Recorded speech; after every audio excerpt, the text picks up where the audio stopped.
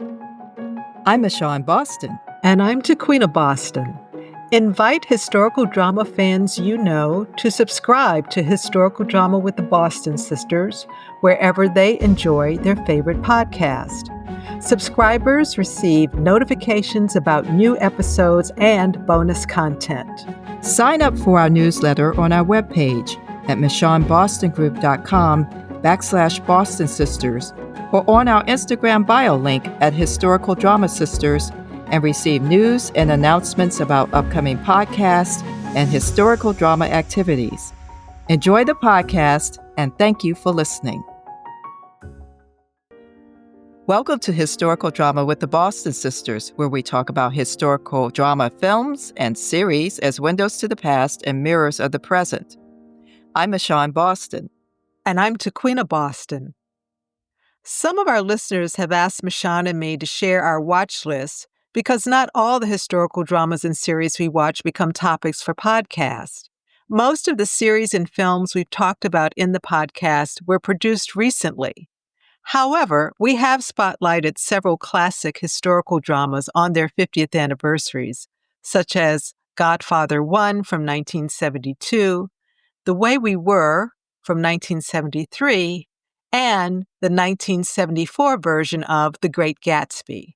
Michon and I have shared our historical drama watch list with eBlast subscribers. In February, we recommended to our mailing list the 2001 HBO television film Boycott.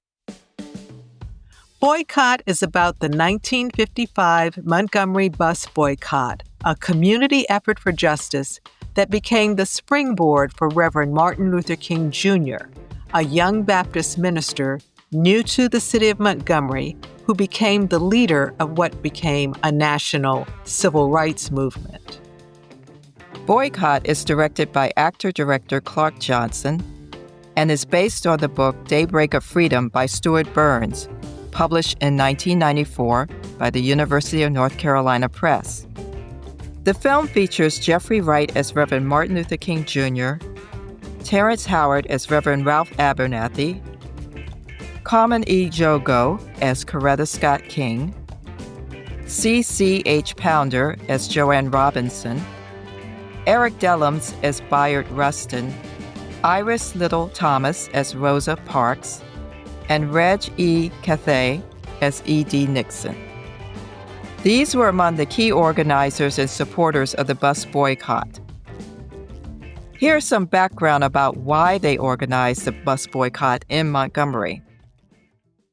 In 1955, Black residents of Montgomery who were forced by law to pay bus fare at the front of the bus, then go to the back door to board the bus, were only allowed to sit in the seats for Black passengers in the back of the bus. White passengers paid their fare at the front of the bus and boarded at the front of the bus to sit in the front seats. If the bus was crowded and a white passenger couldn't find a seat, Black passengers had to give up their seats in the back of the bus to white passengers. You see in the film how some people resisted, but the arrest of Rosa Parks when she refused to give up her seat to a white passenger set off the protests against the Montgomery Bus Company. When the bus boycott was called, it was intended to last one day. The protests lasted 13 months, from December 5th, 1955 to December 20th, 1956. The result was the desegregation of public transportation in Montgomery and throughout the United States. Taquiena and I each have our own reasons why we decided to watch Boycott now. Mine was, it was February. I was seeing all these notices online during Black History Month about this film Boycott. It's a must-see. It was there are all these thumbs up, 5 stars. And why I hadn't watched it before, 24 years ago, the reason why was I didn't have cable. It's an HBO TV film, simple as that. But now that we have streaming services, and HBO has the streaming services, I could finally watch it, and I did. And boy, I got a lot out of it. But I'll leave it there of how I came to find Boycott, finally showed up to watch it, and why I'm recommending it. It's a very great story, very good film. And Taquiena, your reasons? Well, I watched it because you told me it was a good film to watch. Ah, yes. Because I kept asking you, when are you going to watch it? When are you going to watch it? Yeah, so once I did watch it, I was like, why haven't I seen this film before? And, I was curious about it too, because right now, as you were saying, this month of February, when we're having this conversation, I've been seeing a lot on social media about boycotts of various kind, groups calling for boycotts. So that made me curious about watching this particular film about a period of history that, of course, I've heard a lot about, read about, and even though I thought I understood and knew the history of the Montgomery bus boycott, actually was one of the social media platforms that I follow, where I heard the actually it was a commentator who said the Montgomery bus boycott was only supposed to last one day. Yes. And that made me really curious to know more about the Montgomery bus boycott. So I think that's how I ended up watching it because one, your recommendation, and two, hearing that social media YouTube where I learned that the boycott was supposed to last one day. Yeah, probably the other reason I didn't watch it sooner, even though I had access to it for some time, is because there were so many films about Martin Luther King out there.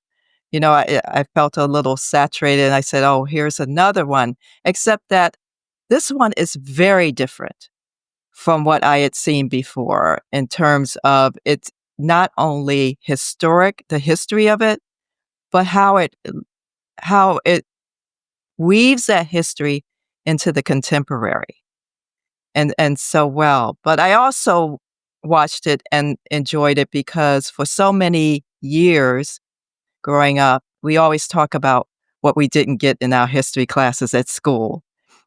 And this story was always centering Rosa Parks and Martin Luther King Jr. And that's fine, that's good. But in this film, you see a whole community coming together. I mean, it's like the World War II vibe. Everyone wants to do their part. We talked about that with the 688. And I'm starting to look at some of these people I hadn't noticed before who were very prominent, like Joanne Robinson. And by the way, she has a memoir about it. Martin Luther King has a book about this. Um, also, the union organizer, E.D. Nixon, who was part of the Sleeping Car Porters, the Brotherhood of Sleeping Car Porters, which was founded by A. Philip Randolph, who was one of the organizers of the 1963 March on Washington. And of course, Bayard Rustin shows up again, and Eric Dellums is old friend of mine, from my teenage years. Eric does such a great job, and I'm not just saying that, Eric, because I know you, but you do. You did wonderful job as Bayard Rustin, and we've talked about Bayard Rustin on the podcast, the Coleman Domingo film Rustin as well, the biopic. These were the things I learned from it. Some of the things I learned from it that I didn't get in school and in my history classes. Yeah, and one of the things, Martin Luther King has kind of almost become like such an iconic figure. And this was showing a 26-year-old young minister with his first child, Yolanda Yoki King. So he's a young father, he's a young minister, he's new to the town, he's just starting his ministry. And it was really interesting because he was not the Martin Luther King that we keep seeing with the I Have a Dream speech and the mountaintop speech. This was a Martin Luther King that, like any young person starting their career, and, still in a little bit of a honeymoon with his wife, Coretta Scott King, and gets drawn into a boycott, which then directs his path for the rest of his life, in a sense. And you see someone, this is like a formation film, where you see someone, he didn't volunteer to be a leader. He was, he had some good ideas, he had some good strategy, and when it came time for them to choose someone to lead the movement, to be the face of it, because actually, to be honest, the other thing this film brings out that I think is really important to recognize, there was a collective leadership. Yes. But Martin Luther King became like, if you wanted to have a figurehead, okay, this is the guy. And the people saw his leadership and they chose him to lead. He did not volunteer. And he was almost, we would say, voluntold, you're going to lead us. And so one of the things that's really interesting for me about this film is to see a young man who, in many ways, wasn't really prepared for the kinds of challenges of taking on the leadership of this boycott. And yet at the same time, you could hear in some of the actual sermons and speeches that they incorporated in the film, the beginnings of who he became as not just a civil rights leader, but a human rights leader and a world voice for justice and human rights. And I think, not to put your business out there, Taquiena, you're at Aries, you always see the big picture. Well, I don't think that has anything to do with my But birth. I know, but I think it has to do with the work I've done most of my life, which was I had to see big picture. yeah, and I've always had to see the details. And I think what I got out of this film, what I was looking at was the messy process of getting to organizing this boycott.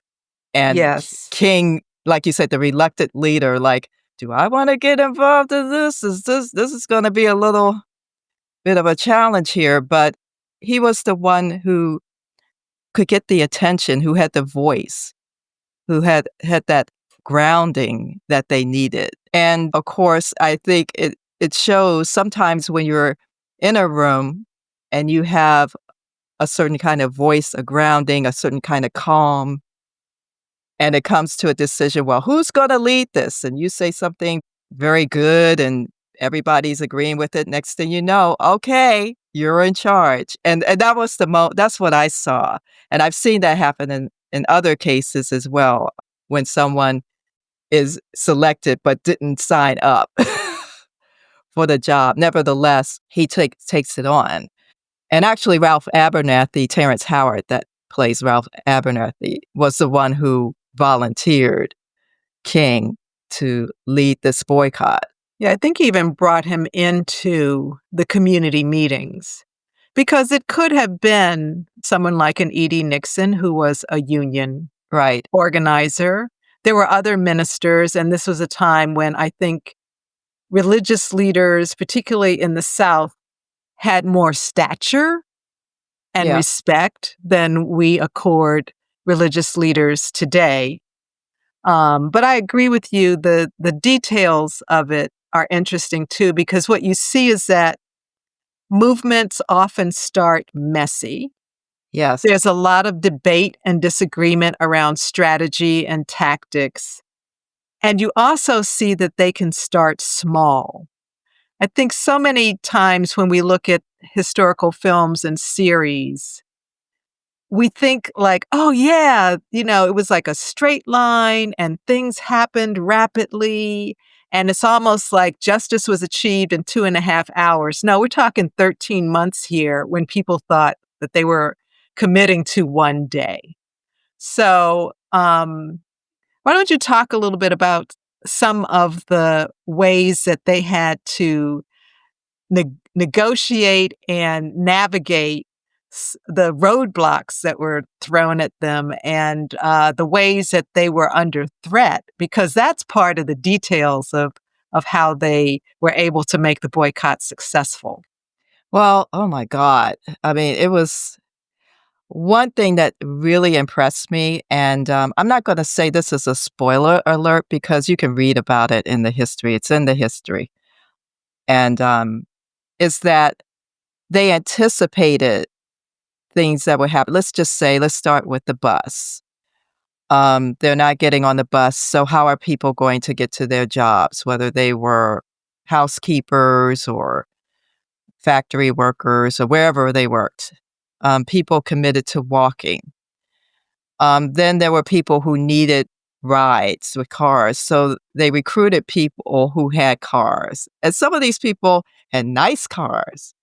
And they didn't want the person working in The person with mud on their shoes. yeah, the construction worker or someone like that to be in their car. So they collected money, the Montgomery Improvement Association.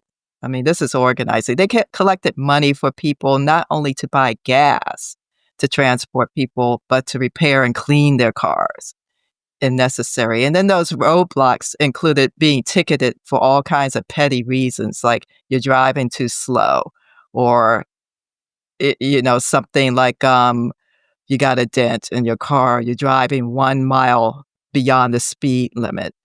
So they had to pay for those. The Montgomery Improvement Association, you see them paying for those things too. And next thing you know, for example, some of the Black maids who worked for white households, the white wives and women who needed their maids in the house, they were starting to use their cars to pick up their staff, their household staff, staff, their the household cooks and the staff. house cleaners. And next thing you know, they're getting tickets. I mean, I'm not sure how that went, but we're talking about all these roadblocks. I mean, just petty roadblocks for anything. They started with the taxi drivers before the private citizens and their cars. And next thing you know, they make a new rule that taxi fares have to be 45 cents. I mean, for that time, that was a lot of money. So that made it hard for people who were working for less than minimum wage, I assume, or the vast majority of the Black citizens in Montgomery. Well, let's just say low wages. Low wages. Period. They weren't able to take the taxis, and if the taxis charged less, they would lose their license. And these were the Black taxi drivers. Yeah, so one of the takeaways for me, too, is that if you're going to make change and you're committed to making change, that you have to be adaptive to the challenges that are thrown at you and the roadblocks. And the other piece I think is important to take away from this film, at this time, no one was really on the side of the Black community except the Black community. Yeah, I mean, you had a couple of NAACP people there. A couple NAACP people, but you did not have the courts. Yes. You did not have the legislatures. At this time, I don't even think that the federal government was part of, it wasn't certainly not part of the initiation of the movement, even though there were lawyers who saw this as an opportunity to have cases that challenge the constitutionality of segregation.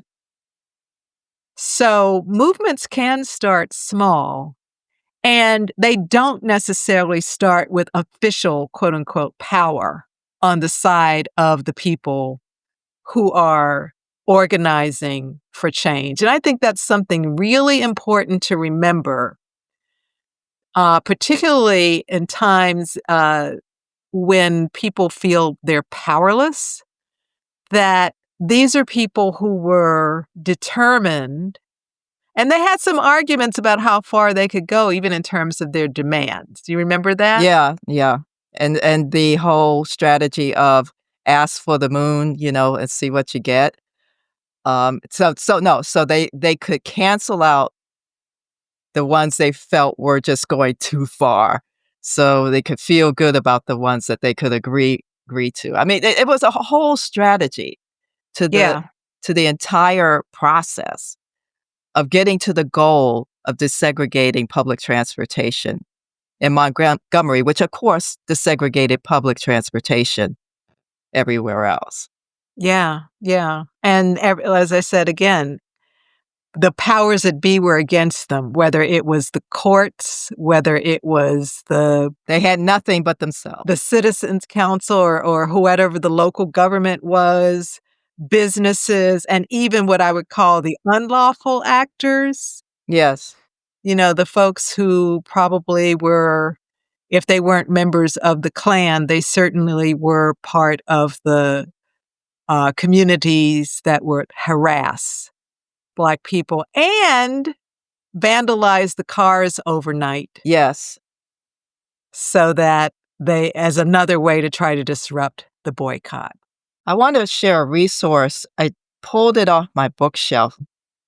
It's a resource guide for K-12 classrooms called Putting the Movement Back into Civil Rights Teaching. And it was edited by Deborah Menkart, Elena D. Murray, and Janice L. View. I know all three of them. And I opened the lesson on the Montgomery Bus Boycott, which was written by Elena D. Murray. And let me just say something. The reason why I brought that up is because Elena D. Murray is the granddaughter of Donald Gaines Murray, who was represented by Charles Hamilton Houston and Thurgood Marshall in a 1935, let's remember. This is before Brown versus Board of Education, desegregation of schools. In a case in which they represented him against the University of Maryland, who would not admit Donald Gaines Murray because he was Black. But they used the law, the segregation laws, against him by saying Maryland did not have a comparable law school for Murray to enroll in. So you have to admit him into the University of Maryland. And that was when the University of Maryland was desegregated.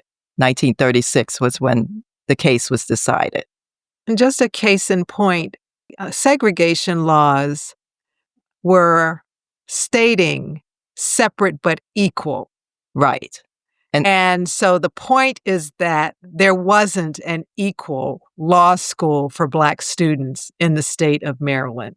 So that was how the law itself was used to disrupt segregation. Right. And I bring it up because Charles Hamilton Houston is known as the architect of desegregation. And he was taking these cases of individuals one by one and building those foundations that led to our outcomes for the Montgomery Bus Boycott, led to Brown versus Board of Education desegregation of schools in 1954, which was a package of cases.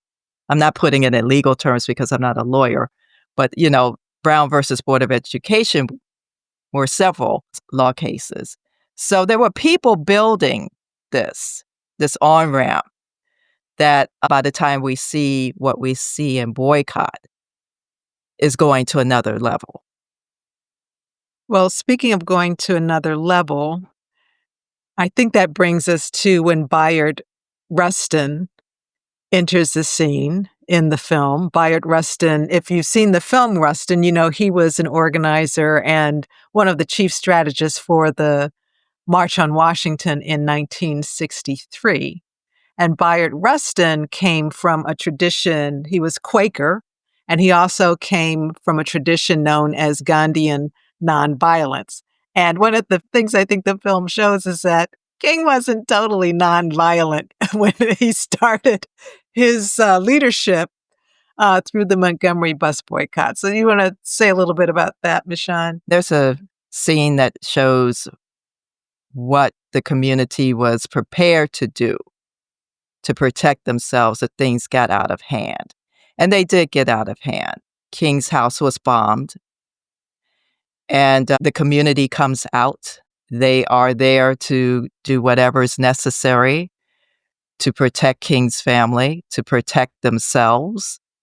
And this is something else we don't get in the real history of the civil rights movement. The person who talks about this in more depth is Charlie E. Cobb Jr. He was a field secretary for the Student Nonviolent Coordinating Committee. And he wrote a book called this nonviolent stuff will get you killed, how guns made the civil rights movement possible. You had people who had to protect themselves against the Klan, against people who were terrorizing their families, and they were willing to protect themselves and lynch mobs, etc. I contributed to a report about the role of documentaries in addressing gun violence, and we added some historical pieces to that report. And one of the things that I wrote about was that, and this is taken from Charles Cobb's work, is that those people who went to register voters and the people who marched, yes, they were nonviolent. They weren't armed. They were just people marching for justice, marching for civil rights, marching for people to see and respect their humanity. But there were people, local people around them who were saying and who committed to them, didn't march with them, but said, we will provide you some protection. And that's how those people who were successful in registering Black people to vote were able to do it. It was a reality. And there has been talk about Martin Luther King's gun ownership. And in some ways, some people will say, well, that's Southern culture. Some people will attribute that to culture. Well, we also see how much guns are in American culture, period. Yeah, yes. But at the same time, with boycott, and this is what I got from it, I see the value of the nonviolent strategy. I really do. So what value is that you see? What makes you say that? People may feel it takes longer. I mean, I see the value of it. I see the people who want to protect themselves too and protect people who are doing this nonviolent work, as we see in history. But in that moment in the film, when the people outside, what King had to do was de-escalate it, because violence was not going to resolve or forward what they were doing. Well, it was going to undermine what they were trying to do. It would have given the justification for the quote unquote legal or for police to probably engage in violence against the boycotters or against the community. It would have been used as justification, and it would have probably ended the boycott without the results that the people wanted, which was desegregating the buses. Right. I mean, I always say, don't take the bait.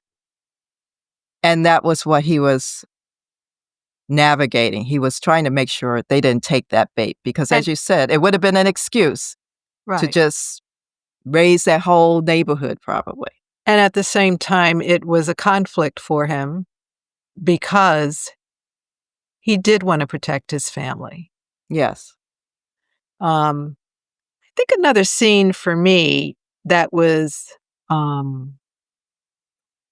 it was one of those highlights was when you see Coretta Scott King, who in this film, even when she's told or asked by her husband and her father-in-law to leave Montgomery while this boycott is taking place, protect the family, she refuses to leave.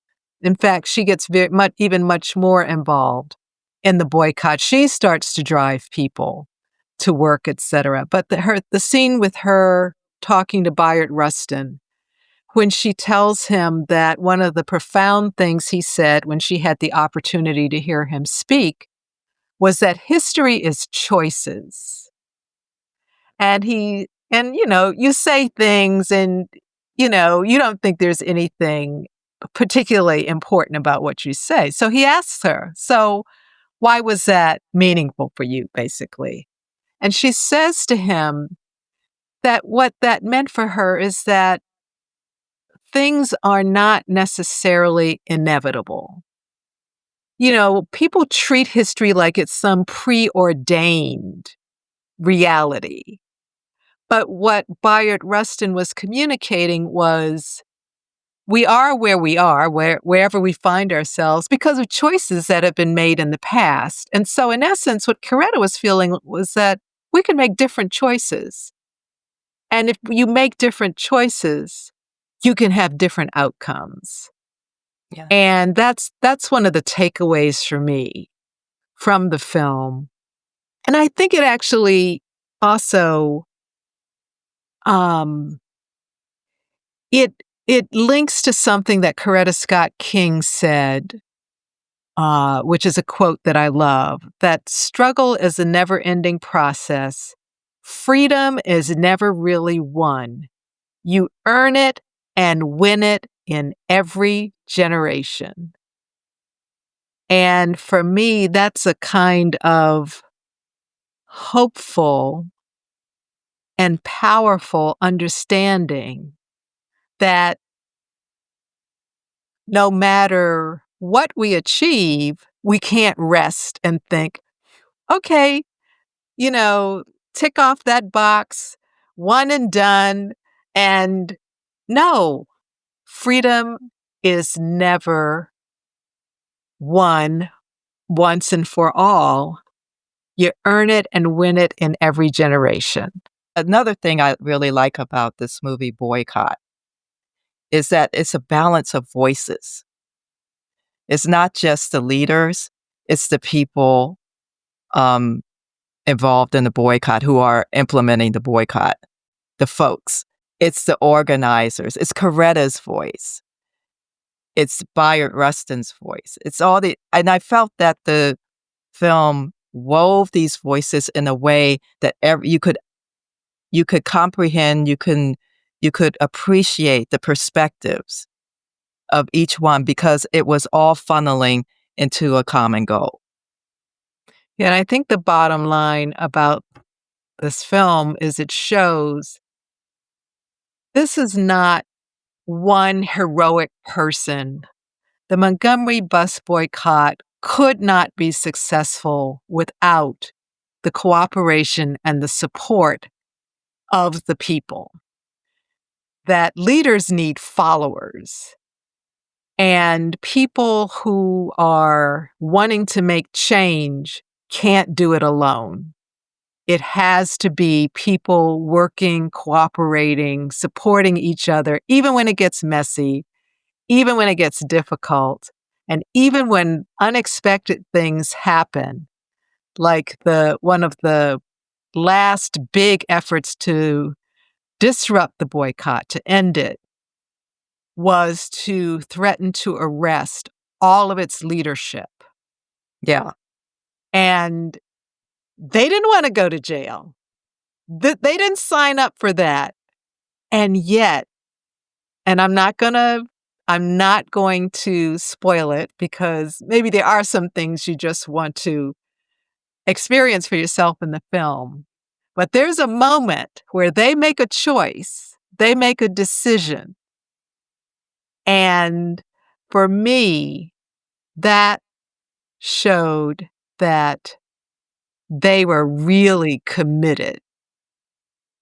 And so I recommend Boycott highly as one of those films that has a lot not only to teach, and not in a preachy way, but also to inspire.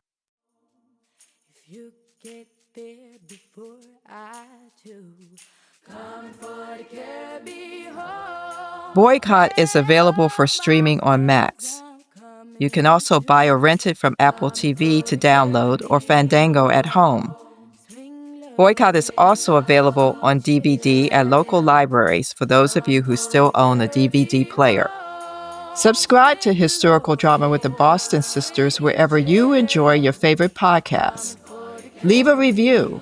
Taquiena and I hope you'll give the podcast 5 stars. Follow us on Instagram at Historical Drama Sisters and on Facebook at Historical Drama Boston Sisters. Sign up for the e-newsletter to stay up to date on new podcasts, bonus episodes, and historical drama-related activities. You can find the link on our webpage at michonbostongroup.com/Boston Sisters. Like and share historical drama with the Boston Sisters on your social media. This is Michon Boston. And this is Taquiena Boston. Thank you for listening.